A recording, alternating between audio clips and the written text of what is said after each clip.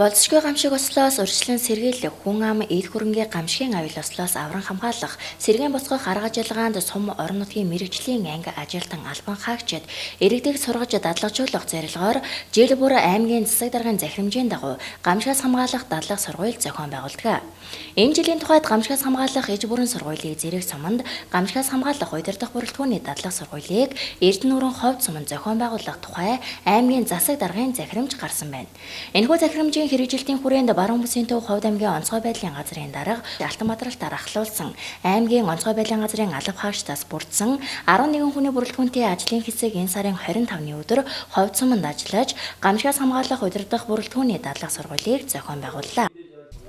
Бид 2018 оны 1-р сарын 5-ны өдөр аймгийн засаг даргын захирамжаар сумдад бол одоо хөдөөгийн 16 сумдад гамшигаас хамгаалах иж бүрэн болон команд штабын сургууль буюу удирдах бүрэлдэхүүний сургуулиудыг бол зохион байгуулж байгаа юм аа. Өнөөдөр бол бид Ховд аймгийн Ховд суманд энэ сургуультыг бол зохион байгуулж байна. Энэ сургуультанд бол сумдын онцгой комиссийн бүрэлдэхүүн, нийт төсөвт байгууллага, төрийн албаагчид бол оролцож байна. За энэ сургуультаар бид нар 1-р гамшигаас хамгаалах тухай хууль тогтоомж, түүнийг дагаж гарсан дүрм журмыг бол танилцуулж, нэг бүрчилсэн ойлголт өгөх. 2-р гамшиг осол тухайн суманд тохиолдсон үед хэрхэн яаж ажиллах вэ гэдэг дадал зуршлыг бол бий болгож байгаагаар онцлогтой сургууль болж байгаа. За энэ одоо сумын тухайд бол он гарсаар нэлээдгүй одоо салхи шуурганы асуудал, хээрийн төмрийн асуудлууд бол гарсан байгаа. За энэ гарсан нөхцөл байдал, энэ цагийн нөхцөл байдлыг бол яг энэ тухайн суманд тохиолдож болдог энэ хээрийн төмөр, энэ салхины чиглэлээр бол нөхцөл байдал өгч байгаа.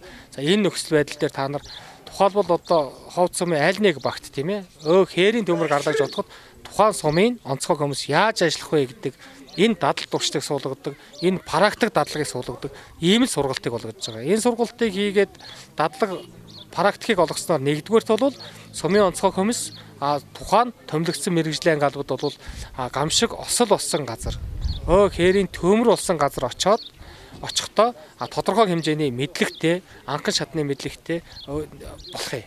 Ингэснээр тухайн албаагч 1-р өөрсдийнхөө амбийг хамгаална, 2-р яг тухайн гамшиг ослыг богинохын хугацаанд даван туулах, тийм ээ, хор уршигыг арилгах ийм дадлагтай болохоор л энэ сургууль бол онцлогтой байгаа юм аа. Тухайн сумын онцгой комиссийн бүрэлдэхүүн сумын төсөвт байгууллагын удирдлагуудыг оролцуулсан уг сургууль нь сургуультай сурталчилгаа, цагийн байдал үнэлж шийдвэр гаргах, илтгэл сонсох, биедээр үзүүлэх дадлага хийх, дүн гарах гэсэн 2 үе шаттайгаар явагдаж оролцогчдод мэдээлэл зөвлөгөө өгсөн юм аа. Ингэснээр гамшигын тухай хууль, түүнийг дагаж гарсан дүрм журмыг танилцуулж, нэг бүрчилсэн ойлголт өгөх, гамшиг осол тухайн суманд тохиолдсон үед хэрхэн яаж ажиллах вэ гэдэг дадал зуршлыг бий болгож байгаагаараа онцлогтой болсон юм аа. За манай сумын хувьд бол одоо төмөр, за голын одоо нэмэгдэх аюулгүй байдал, бороо их орсноос болж одоо гол усны аюулгүй байдал гэхээр тохиолддог. За энүүтэйгээ холбогдуулан бид тодорхой хэмжээгээр бас аймгийн онцгой байдлын одоо газарт хамтран ажлын үр дүнд тодорхой ажлын үр дүнд хүрч байгаа. Энийн нэг хэлбэр нь бол одоо өмнөх одоо шуурга болон бусад одоо төмөртэй холбоотой гарсан хохлуудыг тухай бүрд нь одоо гаргаж дээр нь дахиад гарсан төмөр уул усны аюулаас урсан зэрэглэх ажлуудыг зохион байгуулахад манай онцгой байдлын одоо газраас шуурхайлан бидэнд зөвлөгөө өгсөний дагуу хохирол багтаа дагамжуулах ийм ажлуудыг зохион байгуулж авч байгаа. За гамшигын газ бэлэн байдлыг хангах төлөвлөгөө, за урсан зэрэглэх төлөвлөгөө, за тэгээд одоо гамшигын одоо бэлэн байдал хангах ажлын хэсгүүдийг бол жил болгон одоо аймгийн онцгой байдлын газраас зөвлөгөө авсны одоо үр дүнд шинжилэн тодорхойлж бид ингээд шинжилэн явдаг юм аа. Энэ утгаараас бас тодорхой хэмжээгээр бид урсан зэрэглэл гарах хэмжээ бололцооныхоо төвшөнд бид жилийн жил явагдаж байна гэж бид ойлгож байгаа юм аа. Ховд суманд зохион байгуулагдсан гамшигаас хамгаалах удирдах бүрэлдэхүүний дадлага сургуульд ажлын хэсэг 90% буюу хангалттай гэж үнэлгээ өгч дүгнсэн юм аа. Мөн энэ үеэр гамшигаас хамгаалах тухай хууль, галын аюулгүй байдлын тухай хууль, ойн тухай хууль тус суманд хэрэгжиж байгаа хянан шалгах үүднээс аймгийн засаг даргын нэрмжит бэлтгэл бэлэн байдлын үзлэг шалгалтыг зохион байгууллаа. Энэхүү шалгалтыг тус сумын төсөвт байгууллага болон хувийн хвшил нэг бүр дээр явуулсан юм а.